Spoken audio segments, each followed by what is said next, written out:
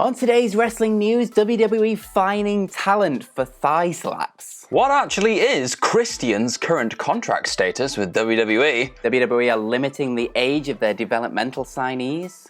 And what huge championship matches have been announced for WWE Fastlane? Are you ready? Are you ready for the news time? Yes, my name is Phil Chambers and I am joined by Gareth Morgan on this fine Saturday morning to talk all things wrestling. But before we get into it, make sure you subscribe to the channel, comment down below what you think of all of today's stories, and like the video too. Links to each story is in the description below, so click the timestamps and away you go. But first up, it's kind of ridiculous story coming out of WWE. In that they are now apparently fining superstars for hitting their thighs when they kick people. This came originally from the Wrestling Observer, who reported that they were originally giving out the fines for the thigh slaps, but then Fightful Select continued on with this, reporting that there was a memo that went out to all staff in February that kind of outlined the details of, well, quite simply, do not do thigh slaps. That even last week they had signs in the backstage area in big bold letters that just said no thigh slapping. So this is very much something that WWE want to ram home. It's a little bit ridiculous. A few people have kind of been outspoken about this sort of in recent-ish times. Randy Orton being probably the biggest on Twitter. He likes to make fun of all of the indie boys doing their thigh slaps on their super kicks. Especially he had a big thing with Tommaso Ciampa about it. And I know Jim Ross has said that it's sort of a slightly embarrassing part of the wrestling business in the past. But this is kind of deeply ingrained into what wrestling is in this current era, with everyone doing super kicks and everyone slapping their thighs. And I can imagine this being a really, really difficult habit to get out of now that you've kind of trained yourself with that motion so much by doing it hundreds of times now, and then having to go back and not do it at all. So I'm not quite sure why they're so viciously going against the thigh slaps with the big bold signs and things, but interesting development from WWE nonetheless. I don't know, it's one of those things that unless you're like a super hardcore watcher of the product and just all the rest of it, and you really do go looking for it, do you know what I mean? Like you see the thigh slap and go, oh, there it is, it's ruined. It's like, no, it doesn't ruin anything. It's just it's just a little peek behind the curtain. That's how the sound's made. Whenever those kicks still happen, I still go, oh my God, because of the sound, because it's just the suspension of disbelief thing that we all have kind of gotten over, I guess, over the last couple of years. But I don't know, you look in the past, you look at people like Shawn Michaels, and he used to always pull off his super kick. You don't remember specifically seeing him whack his leg, and that used to make a hell of a noise every now and again. So there's maybe a way of... Some people are definitely better at it than others, obviously. Like Johnny Gargano's really good at it. Like people that just manage to like hide it a little bit more, and then you see other people that are just like and make it really, really obvious. So maybe it's... Whenever we get a picture of somebody like Adam Cole doing it, you just always see his hand there on his thigh, and it's like, you're great, man, but there it is. You know what's going on. And there's a lot of pictures out like that. So maybe it's those kind of things that they want to cut back on. I don't know, but I'm very interested to know the viewers' thoughts on this and what you think. So let us know in the comments below, because it's just... I didn't ever realise it was such a big issue until this story came out.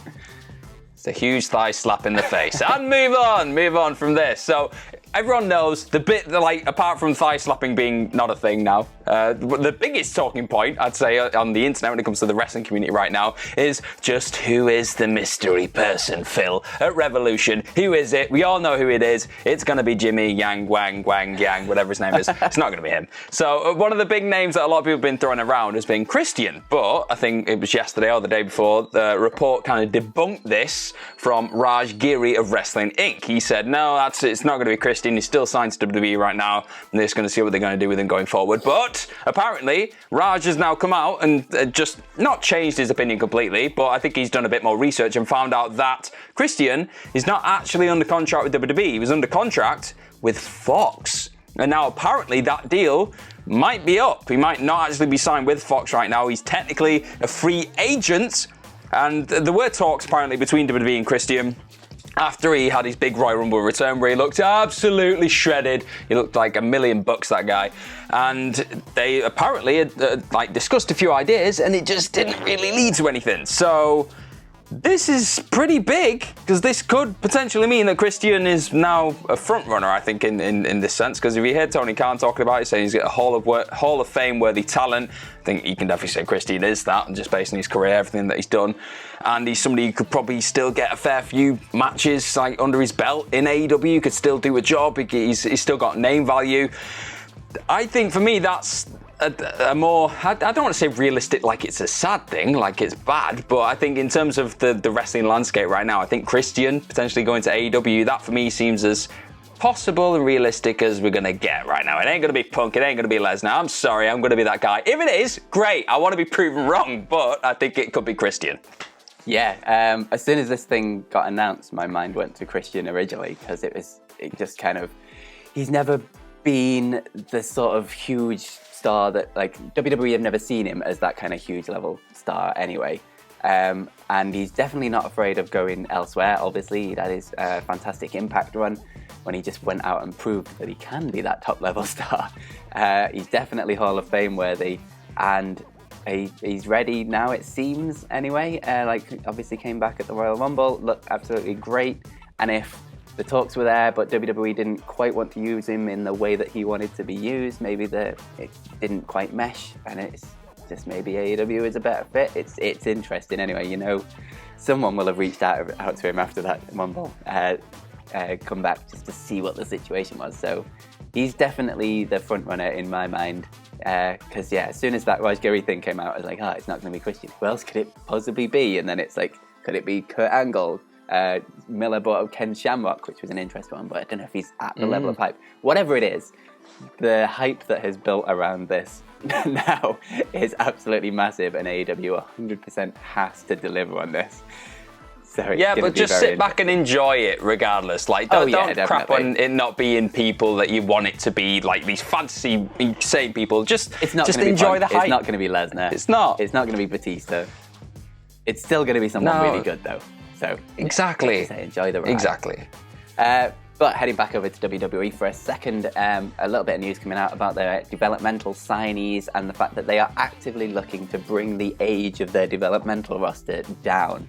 The Wrestling Observer are reporting this, saying that they are going to be limiting their signings to age 30 or less, unless there is sort of exceptional circumstances with people who have made big names for themselves and are just like too good an opportunity to snap up. So people in the recent class that standing out like that is like Taya Valkyrie, she's 37, but obviously made a big name for herself in Impact, and LA Knight, he's 38. But yeah, again, both of those have like built these big names elsewhere and are going to be quite assets coming in. And also at the same time, you wonder for both of them, how much time do they really need in developmental? Like, they're ready to go main roster pretty much straight away, so like you can probably skip the whole developmental process with that. But obviously the average age of NXT is like surprisingly high at this point, mainly because of a lot of people spending a lot more time on the indies for this sort of recent generation, and are coming in sort of in their late 30s to WWE. But it looks like they're wanting to bring that down, get some new blood in there, probably people that they can mold in the WWE way a bit more, rather than people who have already made a name for themselves on the indies. So just an interesting little developmental bit of information there. It's like a developmental development. Yeah, it is what it is. Stumbling over my words there.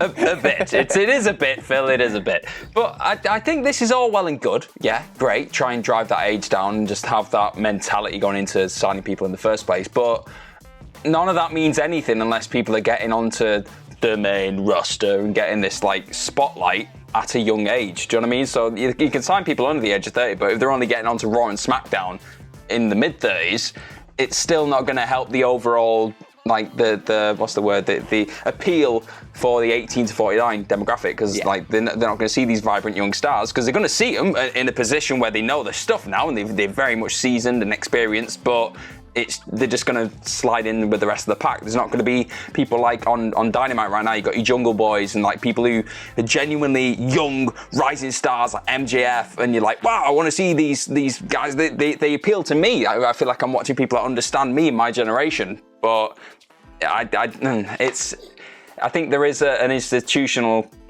issue right now with WWE where they aren't looking at youngsters as the present, as like people that we can use right now, that we can build towards the future, but we can still use them right now as well. They're not just incapable youngsters who just flip around, don't know psychology. The only way they can learn that is by being in the ring, on Raw and all the rest of it. So I think it's something that still needs to be looked at a little bit further. It's a good start, but we need more. We need more work, WWE. Come on, put your finger out.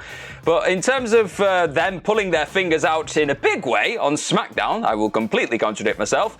They have just set up a huge Universal Championship match. It was made official after the main event of SmackDown, which of course was Daniel Bryan versus loser in the main event, Jey Uso. And Daniel Bryan won. Daniel Bryan absolutely obliterated Jey Uso in the closing stages. If you've not seen the match yet, I recommend just pausing this video, go and watching it, come back, because what he did to Jey Uso's face and shoulder in that last stretch, I was doing backflips. I loved it, absolutely loved it. But that now officially means that Daniel Bryan will be facing Roman Reigns for the Universal Championship in the main event. It's got to be the main event of Fastlane. So we're not getting that tag match, which even had a graphic used for it on SmackDown, the Edge and Daniel Bryan versus Roman Reigns and Jey Uso. We're not going to get that tag match because nobody asked Daniel Bryan about it first, which is a big no-no. You can't do that.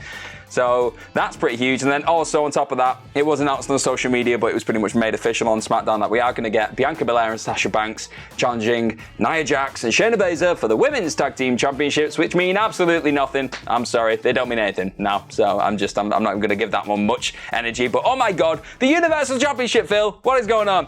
Yep, absolutely fantastic match on SmackDown. A great promo from Daniel Bryan as well to start the show, talking about like how he felt like he'd never felt like a bigger failure than that moment when he was in the Elimination Chamber and he just lost to Roman Reigns, and then Edge comes in, spears Roman and points at the sign, and like everybody's just nothing to do with Daniel Bryan. It's just these two huge superstars. So yeah, great match at the pay-per-view. I mean, you've got to imagine Roman Reigns is going to win. You're not going to be putting Daniel Bryan over Roman Reigns on a Fastlane. But a great way to kick off your streaming service with Peacock. Fantastic main event for that match. So yeah, moving on. Let's head over to some Twitter questions. The first one comes from Kristen White, who says, would you like to see another King of the Ring? And if so, who, from Team SmackDown of course, would you like to win? Ooh, that's a goodie. I think in the nature of what King of the Ring is, because it's normally used to build new stars and make people just build towards something bigger. Give it to Otis. I don't care. He doesn't have to be the king. Like, he doesn't have to have a king gimmick. That's not what King of the Ring is. You don't have to do that every single time. Give it to Otis. Just have him have that accolade, and then that could potentially lead to him and Chad Gable just cracking a plan to get a world championship later down the line. I think that'd be fun. I'm down with that. I love King of the Ring personally. Any tournament in wrestling, big fan of. They do the King gimmick way too often. Personally, I'd go with Cesaro. Just because he's on a bit of a tear at the minute, and if it was like an event just before SummerSlam or something, you could use it to like push him up the card, win King of the Ring, and then be in the main event at SummerSlam or something like that. That's what I'd do. My only Swiss royalty is if they did bring back King of the Ring, they'd just put Apollo Crews in it and go way too far down the royalty gimmick. Oh no. Although Apollo Crews winning it, I wouldn't be against. But the aftermath. Vince McMahon could not stay away from that.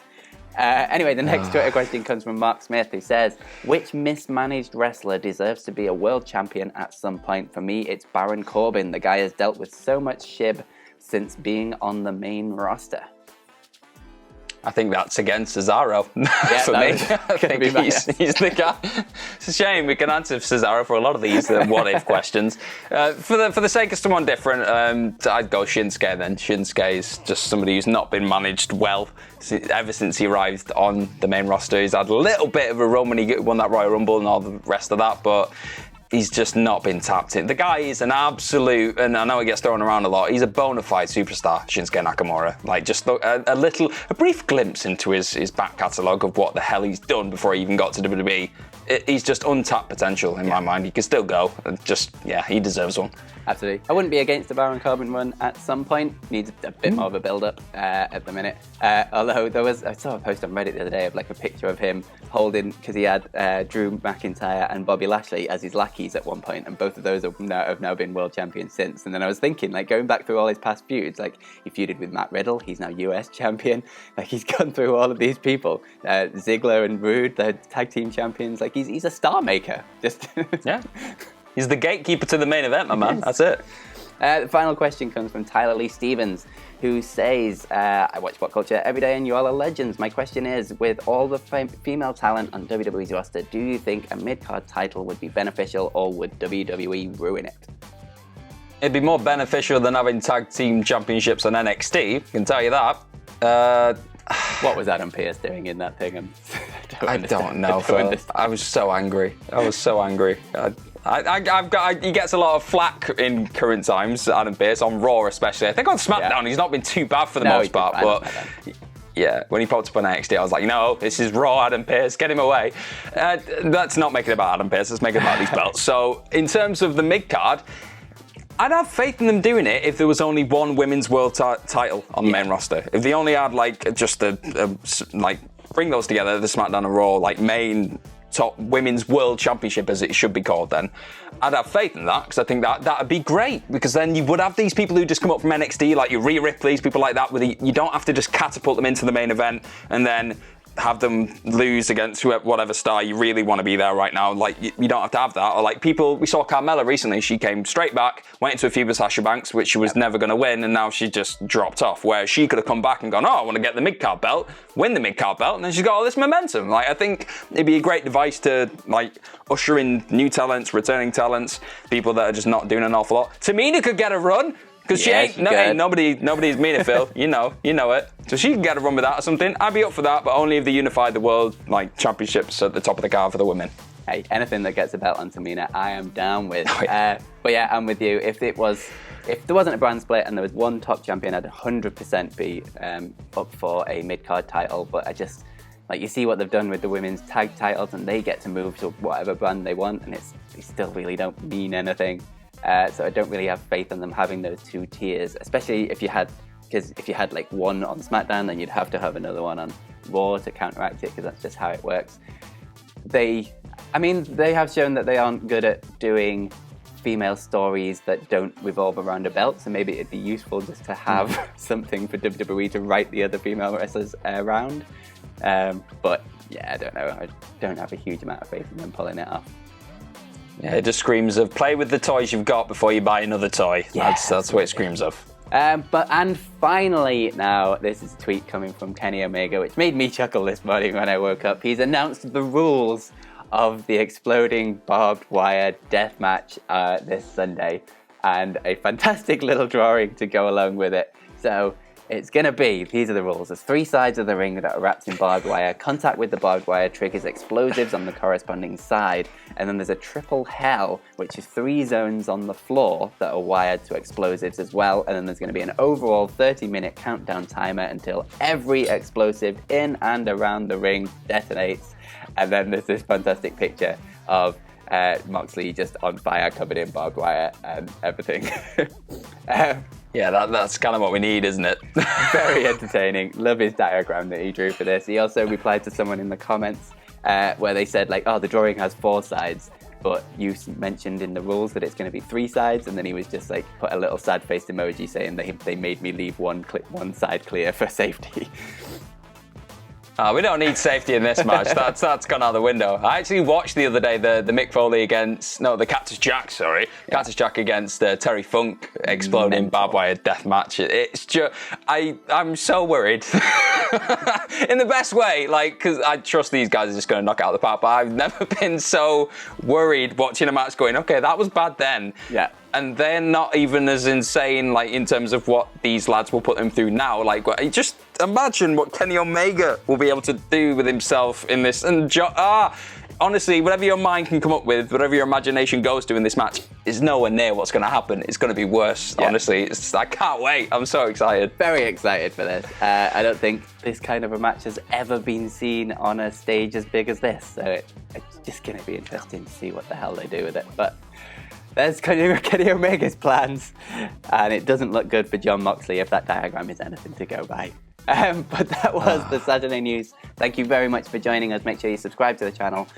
Comment down below what you think of all of today's stories, especially the thigh slaps. Very interested to see what you think about that. Like the video, and you can follow us on Twitter. That's the other thing that you can do. You can follow me at FillMyChambers, and you can follow Gareth at GMorgan04. And you can follow all of us at WhatCulture WWE. Thank you very much for watching, and most importantly, have yourselves a bloody good day. Goodbye. Bye.